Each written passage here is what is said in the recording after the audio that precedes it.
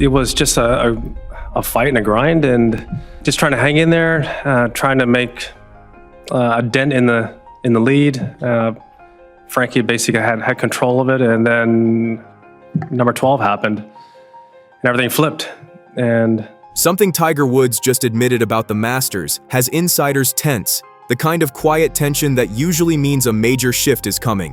What followed shocked even longtime Augusta watchers.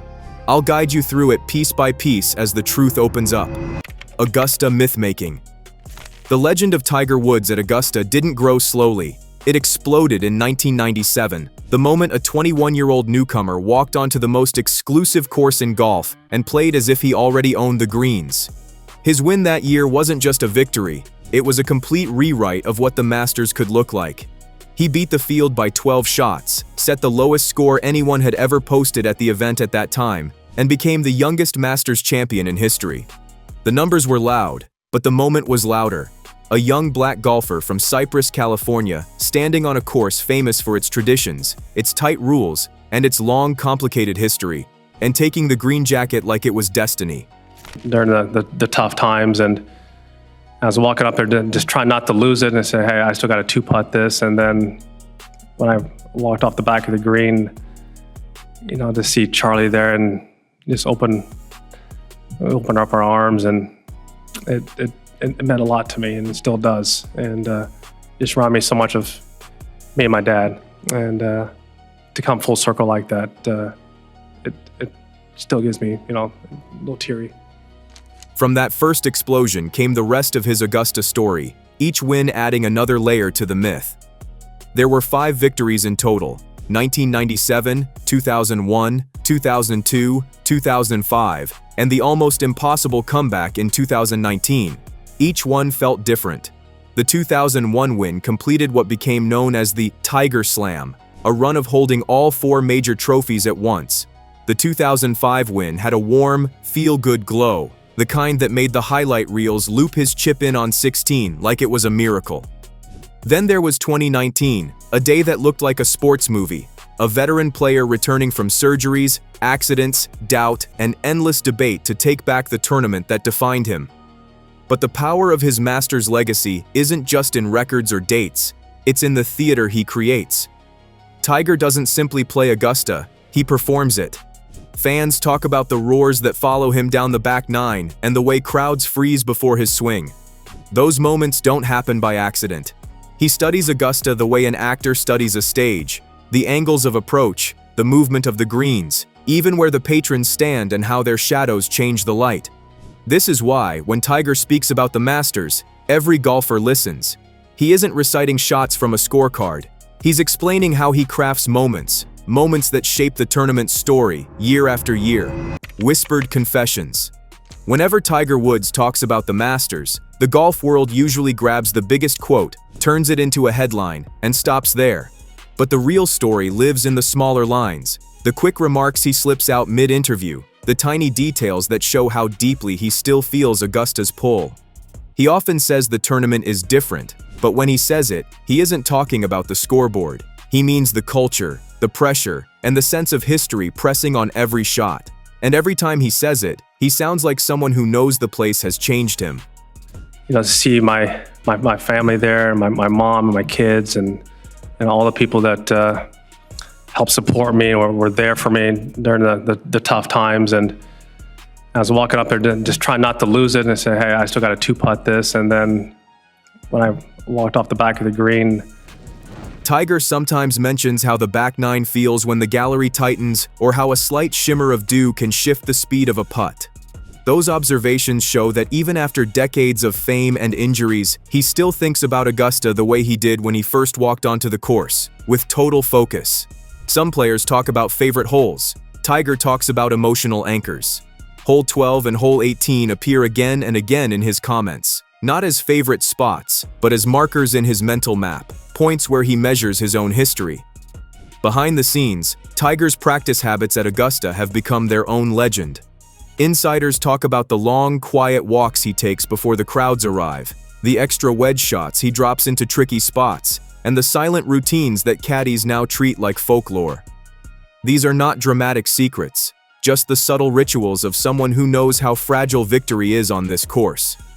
There's also the strange dance between Tiger and the Masters media. He respects the event, so he gives reporters just enough theater to keep the broadcast polished. But he rarely shows all his cards. When he does open up, usually in long-form studio interviews, the result is gold. Course designers listen to his breakdowns of green speeds. Fellow professionals take notes when he describes how the course sets up differently every April. His words don't sound like gossip, but they shape how the whole world talks about Augusta. And behind all of it sits one persistent rumor from insiders: that Tiger's calm humility at Augusta hides a fierce, stubborn drive, the kind of competitive fire that expects perfection from the one tournament he treats like a legacy yardstick. No one can prove it, of course, but anyone who watches him walk down the fairway during Masters Week can feel the truth hiding in the silence. Hidden realities. On television, the Tiger Augusta story always looks smooth. Highlight reels, triumphant Sundays, soft-spoken press conferences. But the real relationship between Tiger and the Masters has never been that clean. There have been long absences, sudden withdrawals, and painful seasons where fans waited for updates that never fully explained why he couldn't compete. After 2024, when his Masters performance showed clear signs of physical struggle, the questions grew louder. Reports and speculation about surgeries and recovery stirred through the sports world. Some fans even whispered about a possible Achilles issue, though nothing was confirmed publicly, and the uncertainty fed a new wave of anxiety about his future at Augusta. Whenever Tiger did step away, the official language stayed gentle. Recovery, rest, family. All true, but not the whole story. Augusta National has always protected Tiger as much as it has celebrated him. The club and Tiger share more than a competitive history. They share long-term projects, community efforts, and a quiet, influential partnership that keeps his presence alive even during the years when his body keeps him from competing. One of the clearest examples is the ongoing relationship between Tiger's Foundation, TGR, and the city of Augusta itself. His involvement in the design of a local par 3 project, a course widely discussed in golf circles, and the education-focused community work attached to it show how deeply he's tied into Augusta beyond the Masters broadcast window. These moves cement him into the city's future in a way no leaderboard ever could. And when it comes to media narratives, Augusta remains one of the tightest operations in sports. When Tiger is injured, the statements are careful. When he is missing, the messaging is soft. Some fans read that kindness as strategy, a way to keep the mystery alive, to protect the legend even as the years stack up.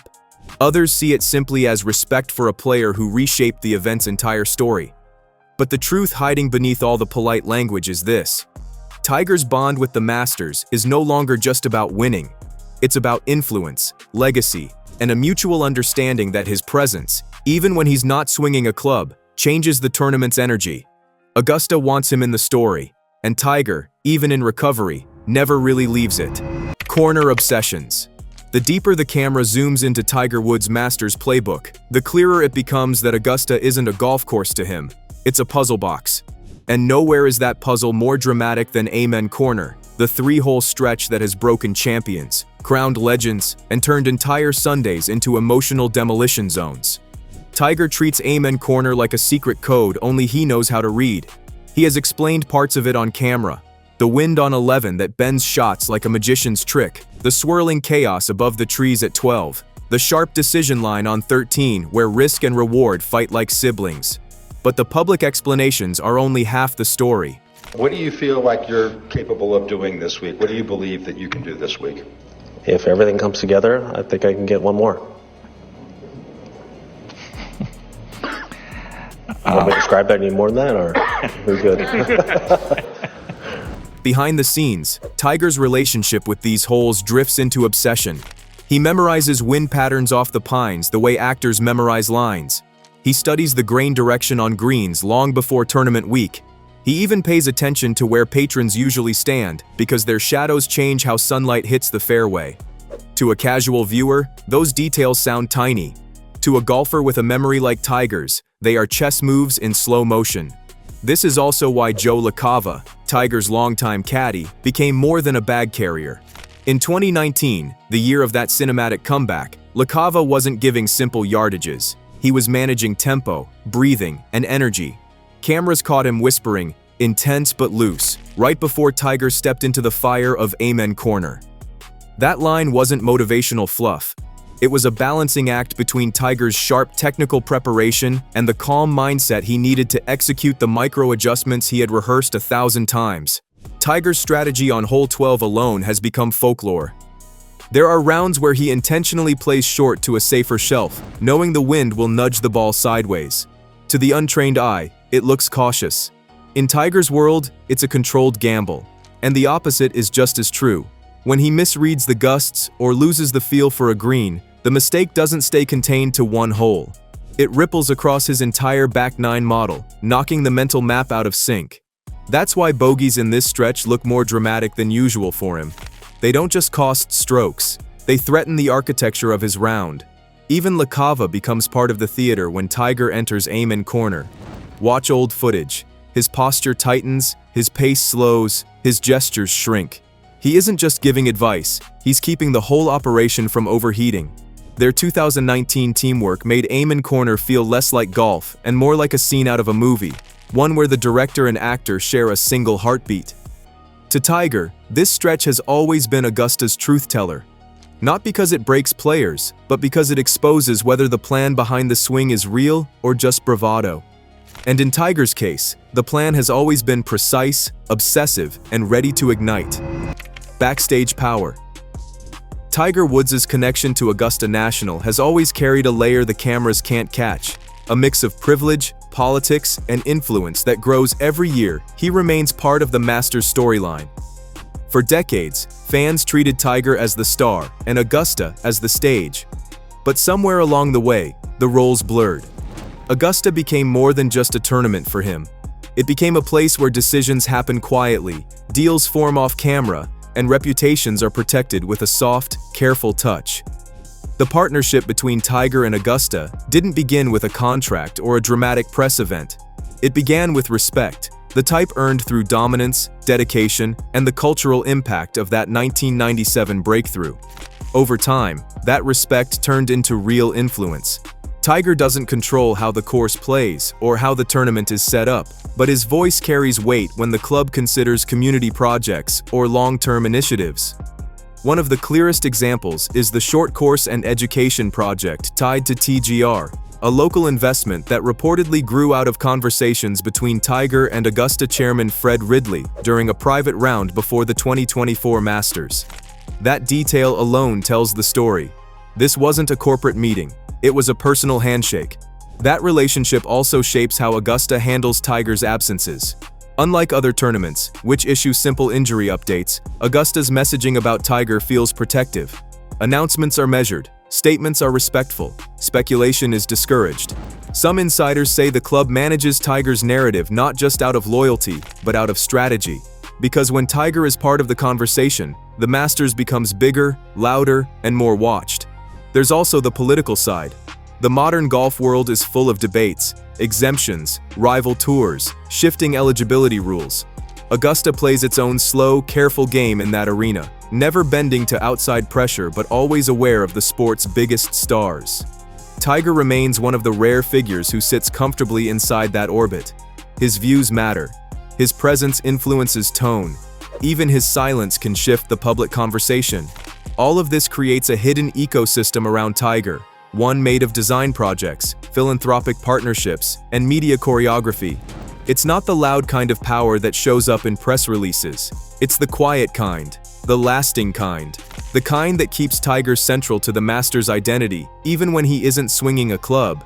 And that is the real backstage truth. Augusta loves tradition, but Tiger is one of the few people who has become part of that tradition while still reshaping it. Legacy reckoning. Tiger Woods' Masters legacy is the kind of story people think they know. 5 wins, historic moments, a comeback that made even casual fans cry. But the actual record book is only one part of the picture. What really defines his Augusta story are the layers underneath. The statistics almost forgotten, the decisions he made after the peak years, and the chapter golf fans argue about every single spring. That one little moment of, it was a great shot, but how could it not go in? In your life have you seen anything like that? Start with the numbers. Tiger's 1997 win wasn't merely dominant, it was historic. He set the lowest 72-hole score at the Masters at the time and won by a record margin, the kind of achievement that sits in Guinness World Records and still makes analysts stop mid-sentence. Then there's the cut streak, a quieter but equally wild stat. For 24 consecutive Masters appearances, he made the weekend. Even during years when his swing was unsteady, his back was fragile, or his schedule was light, he still found a way into Saturday. That streak alone paints a picture of a player who refuses to disappear from Augusta's story. But numbers can't capture what Tiger started doing in the later years of his career, especially as injuries mounted and competitive windows shrank. When it became clear that his body couldn't always match his competitive drive, he began building something else: legacy infrastructure. Through TGR Design and the TGR Learning Lab, Tiger planted long-term roots in Augusta. The Short Course Project and Education Center created a physical memory of him in the city. Even if he never swings a club in competition again, that footprint means he remains part of Augusta's future. The biggest public question now, whispered on sports talk shows and debated endlessly online, is whether Tiger will ever return to competitive form at the Masters. His body has endured surgeries, setbacks, and a workload that would break most athletes. Some observers argue he could still return for a farewell run. Others say his future lies in mentoring younger players and shaping the tournament's evolution from behind the scenes. The truth probably lies somewhere in the middle. Because Tiger's story at Augusta was never only about the shots he hit. It was about the force of his presence, the electricity he brought, and the way he changed how people watch golf. His name lives in the record books, yes, but it also lives in the architecture, the community projects, and the emotional memory of every Sunday roar. The highlight reels can't show all that. They never could. Tiger Woods didn't just shape the Masters. He rewired its atmosphere, its expectations, and its mythology. Whether he plays again or not, Augusta will always echo with his story, and the truth he reveals now only deepens the drama. Subscribe to this channel now, because this saga isn't over yet.